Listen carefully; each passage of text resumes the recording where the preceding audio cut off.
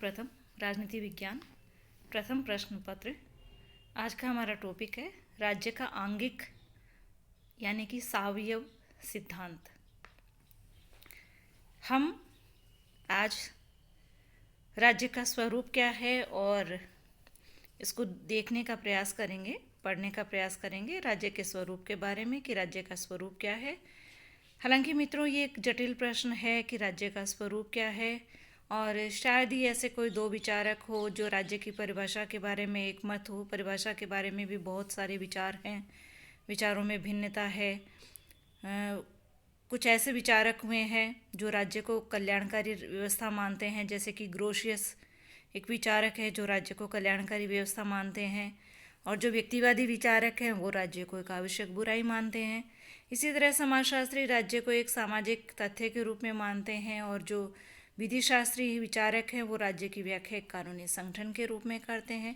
तो सबके अलग अलग अपने विचार हैं। तो यहाँ हम जो राज्य के स्वरूप की बात कर रहे हैं कि नेचर ऑफ द स्टेट क्या है, इसमें जो विभिन्न दृष्टिकोण हैं पहले हम उनको देखते हैं मित्रों। जहाँ तक राजनीतिक चिंतन के इतिहास को हम जानते हैं तो राज्य संबंधी अनेक विरोधी विचार जो है वो भिन्न भिन्न राजनीतिक दार्शनिकों ने प्रस्तुत किए हैं। यूनानियों के लिए राज्य एक ऐसी संस्था थी जिसमें नैतिक जीवन संभव था। मनुष्य अपनी सामाजिक प्रवृत्ति के कारण ही राजनीतिक समाज में रहता था, और ऐसा व्यक्ति जो समाज से बाहर रह सकता है वह या तो पशु माना गया या देवता माना गया। एक विचारक हुए C.L. वेपर, उन्होंने यूनानियों के बाद राज्य संबंधी धारणाओं को 3 श्रेणियों में बांटा है। ये कौन सी 3 श्रेणियां हैं? पहली है राज्य एक यंत्र है, दूसरी श्रेणी है एक राज्य एक सजीव प्राणी है, और तीसरी श्रेणी है राज्य एक वर्ग संगठन है। राज्य एक यंत्र है, राज्य एक सजीव प्राणी है तथा राज्य एक वर्ग संगठन है। तो मित्रों, ये वर्गीकरण थोड़ा ठीक प्रतीत होता है क्योंकि इससे हमें पता चलता है कि राज्य संबंधी विचारधारा का एक युग से दूसरे युग तक किस प्रकार से विकास हुआ है। सबसे पहले हम देखते हैं राज्य एक यंत्र के रूप में कैसे हम कह सकते हैं। तो यंत्र एक कृत्रिम रचना है। हम जानते हैं हम मशीनों का निर्माण अपनी आवश्यकताओं की पूर्ति के लिए करते हैं, और वे हमारी सजीव इच्छा का प्रतिफल होती है जिनको हम स्वयं अपनी कल्पना के आधार पर बनाते हैं। तो मित्रों, राज्य भी एक ऐसा ही यंत्र है। इस विचार के जो मुख्य प्रतिपादक है हॉब्स, लॉक और बेंथम है। अब हम देखते हैं कि राज्य एक सजीव प्राणी है। तो कैसे है? तो ये जो विचार है कि राज्य एक जीवित प्राणी के समान है, पहली बार यूनानी राजनीति दर्शन में अभिव्यक्त किया गया। परंतु 18वीं शताब्दी में एक विचार उत्पन्न हुआ जिसमें राज्य को ही सजीव प्राणी बतलाया गया। राज्य के भिन्न भिन्न भागों की तुलना जीवित प्राणी के भिन्न भिन्न अंगों से की गई है। इस विचार का समर्थन रूसो, हीगल, ग्रीन, स्पेंसर आदि ने किया है। तो ये है राज्य एक सजीव प्राणी है, यानी जैसे शरीर है वैसे ही राज्य है। तीसरी जो विचारधारा थी कि राज्य एक वर्ग संगठन है, state as a class organisation. तो इसमें क्या है कि राज्य के उद्देश्य के बारे में कार्ल मार्क्स कहते हैं कि राज्य वर्ग के हितों को सुरक्षित बनाए रखने का तथा अन्य वर्गों का शोषण करने का साधन या उपकरण मात्र है। यानी राज्य क्या है? पूंजीपतियों के हितों को सुरक्षित बनाए रखने का, क्षमा कीजिए, तथा अन्य वर्गों का शोषण करने का साधन या उपकरण मात्र है। तो गरीबों का, मजदूरों का, किसानों का शोषण करने का साधन मात्र है। तो राज्य पूंजीपतियों का संगठन है जिसका उद्देश्य मजदूर वर्ग का शोषण करना है। ये जो विचार है ये व्यक्त करते हैं कि राज्य एक वर्ग संगठन है। तो ये तीनों विचारों के परिप्रेक्ष्य में आज राज्य पर अनेक दृष्टियों से यदि विचार हम करते हैं तो एक जीवशास्त्री के लिए ये एक प्राणी के समान है, एक मनोवैज्ञानिक के लिए यह एक मानसिक रचना है, एक आदर्शवादी के लिए यह जनता की यथार्थ इच्छा का प्रतीक है, और एक यथार्थवादी जैसे यथार्थ की बात करता है तो एक मार्क्सवादी के लिए वह शासक वर्ग या दूसरे वर्गों पर आधिपत्य जमाने का एक साधन है। तो इस तरह से सबके लिए राज्य अलग अलग विचार रखता है, अलग अलग राज्य को वो मानते हैं। यहाँ हम जो देख रहे हैं राज्य का स्वरूप क्या है, तो इसके बारे में एक विचारधारा है कि राज्य क्या है? शरीर के समान है। तो इसको सावयव सिद्धांत कहते हैं। राज्य की प्रकृति के सावयव सिद्धांत को हम कई नामों से भी जानते हैं। इसे आंगिक सिद्धांत भी कहा जाता है, अवयवी सिद्धांत भी, और जैविक सिद्धांत भी इसे कहते हैं। इसके अनुसार क्या है, राज्य की तुलना एक जीवधारी से की जा सकती है। व्यक्तियों का राज्य से वही संबंध है जो कोशिकाओं का शरीर से। जैसे शरीर में कोशिकाएं होती हैं, वैसे ही राज्य में व्यक्ति होते हैं। राज्य वस्तुतः एक जीवित संगठन है, जैसे पेड़ पौधे, पशु, मनुष्य आदि। जिस प्रकार एक देहधारी या शरीरधारी विभिन्न अंगों से मिलकर के बनता है तथा प्रत्येक अंग के अलग अलग कार्य होते हैं शरीर के, ठीक उसी प्रकार राज्य के विभिन्न अंग व्यक्ति होते हैं। यानी जैसे शरीर में विभिन्न अंग होते हैं, वैसे राज्य में विभिन्न व्यक्ति होते हैं। शरीर के विभिन्न अंगों के जैसे अलग अलग कार्य होते हैं, वैसे ही राज्य में भी व्यक्तियों के अपने अलग अलग कार्य होते हैं। मित्रों, ये जो सावयव सिद्धांत है, इसकी ऐतिहासिक पृष्ठभूमि को यदि हम देखें तो राज्य का सावयव सिद्धांत बहुत प्राचीन है। यूनानी दार्शनिक प्लेटो के विचारों में भी हमें इस सिद्धांत की झलक मिलती है। उसने व्यक्ति तथा राज्य की भी सादृश्य स्थापित किया, समानता स्थापित की। उसने कहा कि राज्य व्यक्ति का विराट रूप है, व्यक्ति का विराट रूप राज्य है। उसने राज्य की तुलना देहधारी मनुष्य से की और ये मत व्यक्त किया कि राज्य की बनावट मनुष्य शरीर की बनावट से मिलती है। जैसे मनुष्य का शरीर है, वैसे ही राज्य है। ये विचार प्लेटो ने व्यक्त किए हैं। इसी प्रकार से हम अरस्तु के विचारों को भी देखें तो उसमें भी ऐसी समानता हमें दिखाई देती है। इसी प्रकार रोमन विचारक सिसरो ने भी राज्य की तुलना व्यक्ति से की है। उसने राज्य के प्रधान अथवा शासक की तुलना आत्मा से की है। जैसे व्यक्ति शरीर में आत्मा होती है, वैसे ही राज्य में शासक या राजा होता है जो मानव शरीर पर शासन करता है। जैसे आत्मा मानव शरीर पर शासन करती है, वैसे ही शासक जो होता है वो भी शासन करता है। मध्य युग में भी बहुत से विचारकों ने इस सिद्धांत का समर्थन किया है। और आगे चल कर के यदि हम देखें इसकी ऐतिहासिक पृष्ठभूमि को, तो हमें दिखाई देता है कि हॉब्स, रूसो, बर्क आदि जो आधुनिक विचारक हैं, उनके विचारों में भी इस सिद्धांत की झलक मिलती है। मित्रों, 19वीं शताब्दी के पूर्वार्ध में राज्य के सावयव सिद्धांत को बहुत समर्थन मिला। जर्मन विचारकों जैसे फिक्टे और ब्लंशली आदि ने राज्य को जीवधारी मानकर दोनों में पूर्ण सादृश्य स्थापित करने का प्रयास किया। ये 18वीं शताब्दी के पूर्वार्ध की बात है। ब्लंशली ने स्पष्ट लिखा है कि राज्य मानव शरीर की प्रतिमूर्ति है। जैसे मानव शरीर है, वैसे ही राज्य है। सावयव सिद्धांत को पराकाष्ठा पर पहुंचाते हुए ब्लंशली लिखता है, जिस प्रकार एक तैलचित्र तेल बिंदुओं के समूह मात्र से कुछ अधिक है। कोई भी ऑयल पेंटिंग होती है, वो ऑयल के जो बिंदु होते हैं, कण होते हैं, उनसे अधिक होती है। वो समूह में मिलकर के उसका प्रभाव अलग होता है। जिस प्रकार एक प्रस्तर मूर्ति संगमरमर के टुकड़ों से कुछ अधिक है। संगमरमर के टुकड़ों से कोई मूर्ति बनती है तो फिर वो उसमें अधिक महत्व आ जाता है। जिस प्रकार एक मनुष्य कोशिकाओं तथा रक्त जीवाणुओं के परिमाण मात्र से कुछ अधिक है। वो सब उसके अंदर शरीर में है, जीवाणु है, कोशिकाएं हैं, लेकिन वो शरीर कहलाता है। उसी प्रकार राष्ट्र क्या नागरिकों के योग मात्र से कुछ अधिक है और राज्य बाह्य नियमों के संग्रह मात्र से कुछ अधिक है। तो इस तरह से ये जो विचार व्यक्त किए गए हैं कि किस तरह से राज्य और शरीर एक समान ही है, ब्लंशली ने ये बात स्पष्ट की है। अब हम पढ़ेंगे कि एक विचारक हुए हैं, अंग्रेज विद्वान हुए हैं, हर्बर्ट स्पेंसर। तो हर्बर्ट स्पेंसर ने सावयव सिद्धांत को बहुत अच्छी तरह प्रतिपादित किया है। तो स्पेंसर द्वारा प्रतिपादित सावयव सिद्धांत क्या कहता है? तो हर्बर्ट स्पेंसर ने, इनका पूरा नाम हर्बर्ट स्पेंसर है, तो राज्य के सावयव सिद्धांत का सबसे महान प्रतिपादन अंग्रेज विद्वान हर्बर्ट स्पेंसर ने किया है। उन्होंने अपनी पुस्तक समाजशास्त्र के सिद्धांत में समाज और मानव शरीर की सविस्तार तुलना की है। उसने राज्य और जीवधारी की रचना का वैज्ञानिक विश्लेषण करते हुए उनमें निम्नलिखित समानताएं बताई हैं। कौन कौन सी समानताएं बताई है स्पेंसर ने?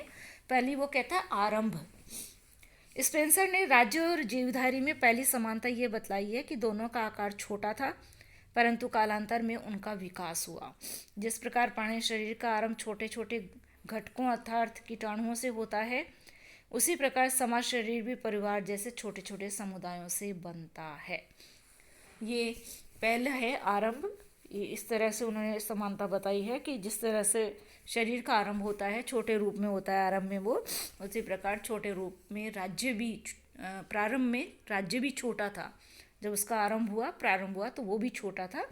धीरे धीरे जैसे शरीर का विकास होता है, वैसे ही राज्य का भी विकास हुआ है। दूसरा बिंदु वो बताता है समानता का विकास की क्रिया। विकास की क्रिया, राज्य तथा शरीर दोनों में विकास क्रम की समानता है। कैसे? दोनों का ही विकास सरलता से जटिलता की ओर हुआ है। प्रारंभ में राज्य एक छोटे आकार का समुच्चय था, नगर राज्य होता था, किंतु अब बढ़ते बढ़ते वे अपने प्रारंभिक रूप से हजारों गुना अलग हो गया है, बड़ा हो गया है। आकार के साथ ही इसकी रचना भी जटिल हो गई है। सजीव संगठन का विकास होता है, निर्माण नहीं, अतः राज्य का भी विकास हुआ है, निर्माण नहीं हुआ है। तो जैसे शरीर भी पहले बहुत सरल, उसमें छोटा सा रूप होता है, उसके बाद विकास की क्रिया चलती है, धीरे धीरे धीरे शरीर विकसित होता है, उसके अंग प्रत्यंग बढ़ते चले जाते हैं, उसी प्रकार से राज्य भी बढ़ता चला गया है। तीसरी समानता का बिंदु आता है समान प्रणालियाँ। समाज और शरीर, प्राणी शरीर दोनों में समान संस्थाएं होती है। जीवधारी में जीव धारण संस्था, रक्त संचालन संस्था, नियंत्रण संस्था या नाड़ी संस्था, नर्वस सिस्टम आदि प्रमुख होते हैं। यानी शरीर में अलग अलग होता है, सस्टेनिंग सिस्टम होता है, सर्कुलेटरी सिस्टम होता है, रेगुलेटरी सिस्टम और नर्वस सिस्टम होता है। उसी प्रकार से राज्य में भी क्या होता है? उत्पादन प्रणाली होती है, परिवहन प्रणाली होती है और विनियमन प्रणाली होती है, जिनको हम कह सकते हैं the system of production, the transport system और द रेगुलेटरी सिस्टम। तो इस तरह से राज्य की उत्पादन प्रणाली में कृषि और उद्योग आते हैं, परिवहन प्रणाली में सड़कें, रेलें और विनियमन प्रणाली में सरकार और सेना।